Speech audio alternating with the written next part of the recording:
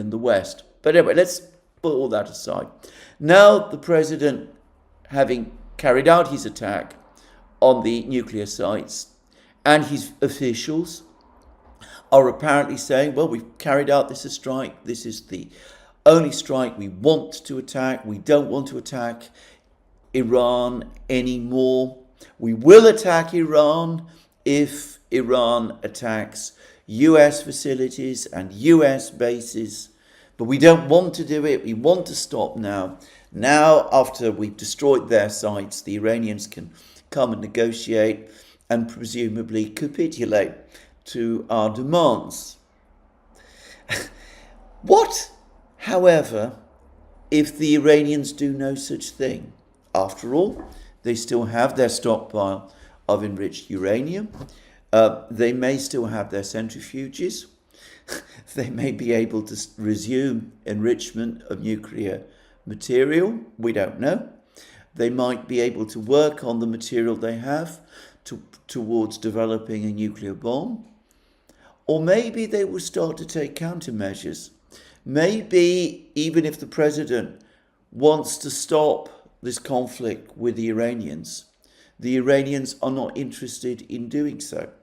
Maybe the Iranians, having been attacked in this way, having decided that the United States is not a party that they can negotiate with, maybe the Iranians, sensing perhaps that in the attrition war with Israel, they are in a position of advantage, will say, well, whatever the Americans think they've achieved by these attacks on our nuclear sites, our priority should be to force the Israelis into concessions by continuing our attacks on Israel. And perhaps the Iranians also will not show the discipline and composure and self-restraint that the Russians have shown. Maybe the Iranians will now conduct attacks on American bases across the Middle East, which they are clearly capable of doing, as their missile strikes on Israel have shown. Moreover, as I've been making this program, there are some rather concerning reports circulating that the IRGC, Iran's Islamic Revolutionary Guard Corps, has begun mining the Straits of Hormuz in order supposedly to prevent ships, tankers exiting the Persian Gulf. If that report is true, then certainly we will see a surge in oil prices, it seems to me. And of course, what does the United States do in that case? Does it try to open the Straits of Hormuz? Does it deploy warships in the area to try and do that, to demine the straits? We've seen with the Houthis in the Red Sea that even when the United States tries to reopen sea lanes which are being blocked by the Houthis are able to continue to strike on shipping and to attack American warships. What if the United States finds that it's facing the same problem with the Iranians? Does it undertake a ground operation? What exactly does it do? One of the great problems with conducting strikes like the one that the United States has just conducted against Iran, and then saying that you want to call it a day, is that depends entirely on whether the other side agrees with you. What Iran does not want to call it a day. What if Iran feels that it is obliged to hit back? Or what if Iran also feels that it has no incentive not to hit back because it cannot count on further strikes not being conducted against it in the future?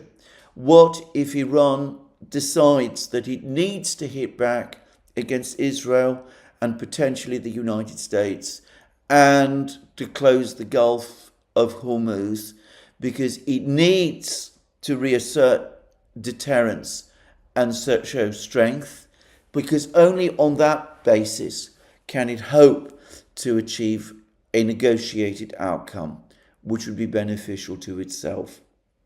In that case, the United States is going to face a potential protracted conflict with Iran. And I've already said that this is not something that is at all in Israel's interests or the United States' interests. I am going to say something which I think I can speak of with confidence. If Iranian missile strikes on Israel continue over the next couple of weeks, then as night follows day, Israel is going to start asking the United States to join Israel in further strikes against Iran. It is unavoidable. And at that point, we would probably start to see ourselves drawn into a protracted conflict. It is very, very easy to say, I'm going to conduct one strike and then I stop, but it might be impossible to do because the moment you start conducting strikes, you lose control, potentially, of the whole situation.